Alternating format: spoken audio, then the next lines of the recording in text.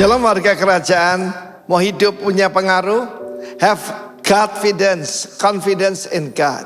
Kita melihat contoh yang sangat luar biasa dalam kehidupan, yaitu David.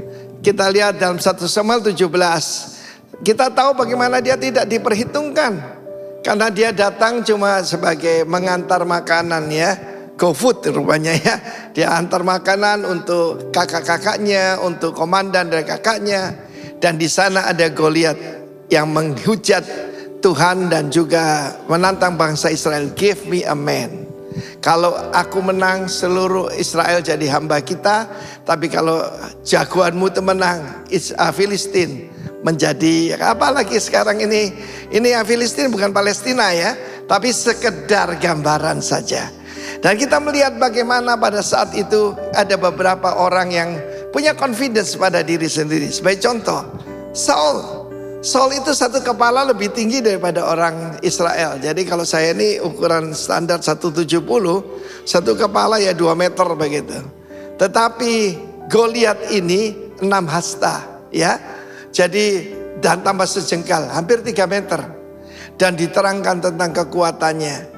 Kita lihat bagaimana Goliat ini punya confidence but with a small g. Jadi dia percaya pada dewanya. Ya, kita tahu peperangan itu bukan cuma secara fisik tetapi juga spiritual. Tetapi Saul melarikan diri, demikian juga seluruh tentara Israel.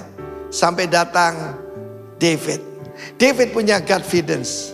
Kita lihat bagaimana pada waktu dia lari kepada orang Filistin itu, dia berkata, engkau mendatangi aku dengan pedang dan tombak dan lembing yang super itu.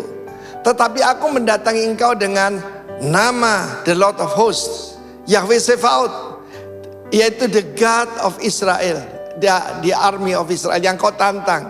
Hari ini juga bukan aku, tapi Tuhan.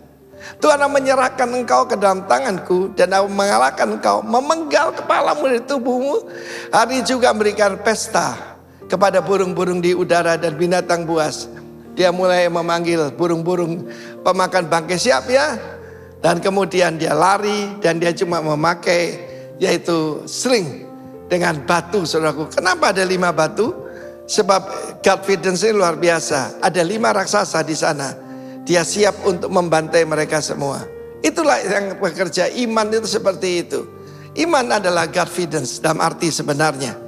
Dan kita lihat bagaimana sekali lagi false confidence, ataupun dia percaya bukan huruf G yang besar tapi huruf G kecil, small g. Dan apa yang terjadi, dia pun tumbang dan David mengambil pedang daripada Goliat. Dia tidak punya pedang. Dia cuma pakai apa yang ada di tangannya. Tuhan selalu tanya pada Musa, what do you have in your hand? Oh, cuma sebuah tongkat. Tapi tongkat itu gambaran otoritas. Ketika tongkat Musa menjadi tongkatnya Tuhan, luar biasa. Demikian juga sling daripada David jadi sling daripada Tuhan. Batu itu kerjanya seperti peluru kendali, menembus kepala. Ada yang mengatakan justru lututnya. Demikian juga kalau menjatuhkan orang, lututnya yang diserang. Yaitu kehidupan doa kita.